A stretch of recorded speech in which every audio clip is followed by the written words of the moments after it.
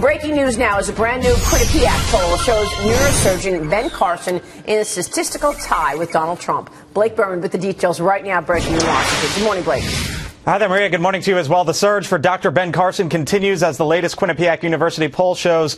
This remains a two-person race for the moment on the Republican side. Now, Donald Trump still holds the lead with 24% support among Republicans. However, right behind him is Carson at 23. The next tier includes the two senators who had their debate performances lauded last week, Marco Rubio at 14, Ted Cruz at 13. And then there is clear separation from there as Jeb Bush registers at 4% nationally. No one else gets more than 3%.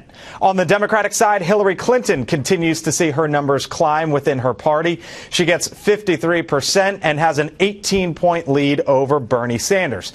However, potential general election matchups against Republicans show she is mainly in the red when pitted head-to-head against 5 different Republicans. Take a look at this. She only beats Trump.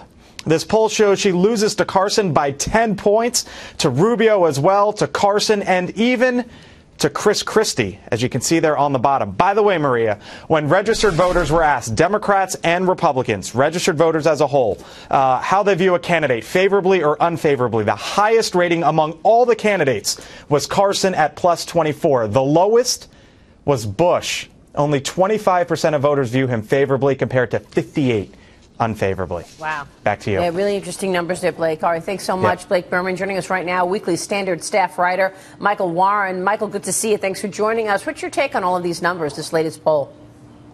Well, I think it's obvious. We've got two frontrunners here for the Republican nomination, Ben Carson and Donald Trump. The question really is, can they build, either of those men, build on where they are right now? And I'm actually a little skeptical of that. 23, 24%.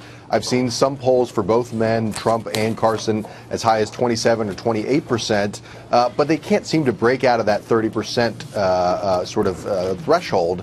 And I wonder if they ever can. You've seen this sort of other sort of sorting with these other candidates. Rubio, Cruz, really, I think, coming into their own in this race so far, and you're seeing that in this new Quinnipiac poll. I think they're the ones to watch, particularly in the early states. The big question is, do those high numbers for Trump and Carson, do they actually deliver real votes in Iowa, New Hampshire, South Carolina? I think that's a big question that isn't answered by these early polls because we just can't know how many more new voters those two are bringing in. Yeah, we just don't know the reality and the sort of truthfulness of the poll. McMurphy, what do you think? Do you believe this? I do, but, you see Trump and Carson have been sitting at the top for a long time. I think it's really interesting that both Cruz and Rubio, who had such a strong showing at the debate, really pushing back against questions that I think a lot of the country deemed as unfair, to say the least. I think that's where I'm really looking is where's the momentum? So we've seen Trump, we've seen Carson. They've been sitting at the top for a long time. But that momentum coming up from Rubio and Cruz, who's going to be able to take votes away from those top two guys is the key, I think. What do you think, Michael? Yeah, look, I'm looking particularly at Iowa for the first contest on February 1st, and I think there is going to be sort of a battle between Carson and Cruz for sort of the evangelical wing of the Republican Party in Iowa. It's a very powerful, very important bloc in that party. I think you're going to see a little bit more sort of back and forth, at least from Cruz toward Carson. Carson sort of rises above it all, and it's kind of weird. People thought he's going off of his campaign, he's going on this book tour, that's really going to hurt his chances. It clearly hasn't. Yeah. But again, Iowa voters, they're familiar with candidates and they're familiar with being involved in elections. Once this gets closer, we're now 89 days away from the Iowa caucuses. I think they're going to be more serious in sort of considering. Right now, all the polls in Iowa and New Hampshire are actually kind of tracking with national polls, which doesn't necessarily suggest that's how they're going to be once we get into January and February. Steve? Maria, I think it's interesting when you look at these poll results right now, and it does seem like this, my guess is, to use a basketball analogy, this will be the Final Four. I think Cruz and Rubio and then the two outsiders. It certainly seems that way, that it's winnowing out. But of those four, isn't it fascinating that the Democratic Party, which always champions itself as the party of diversity, we're the party with 3 minorities in our top 4 right now, 2 Hispanics and an African American. And my guess is it's going to come down to the 2 Latinos. I really believe that the United States has never elected anyone without political experience except for triumphant war generals. Neither of these two are that.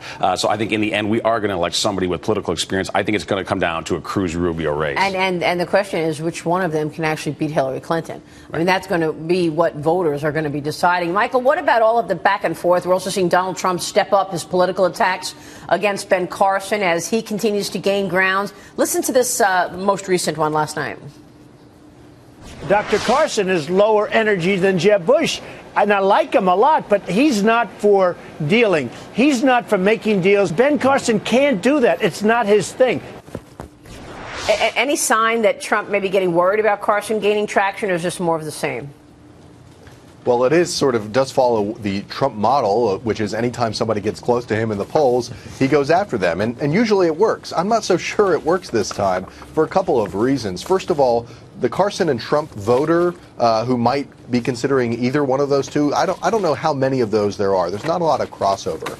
And we have to remember, Ben Carson has sort of a built-in constituency that's sort of pre-political or apolitical, which is, again, evangelical voters, evangelical Americans who know him. They've been buying his books. They've been reading his stories, seeing that TV movie with Cuba Gooding Jr. playing him long before he was involved in politics. And I think those are sort of two tracks that never really cross each other. Trump, I think, was better off going after people like Jeb Bush, because in the end he really sort of got to the heart of Jeb Bush's problem as a candidate. I really think these are two parallel candidates that ultimately don't benefit from going after one another. Interesting. We'll see about that. Michael, thank you. Thanks for your insights this morning.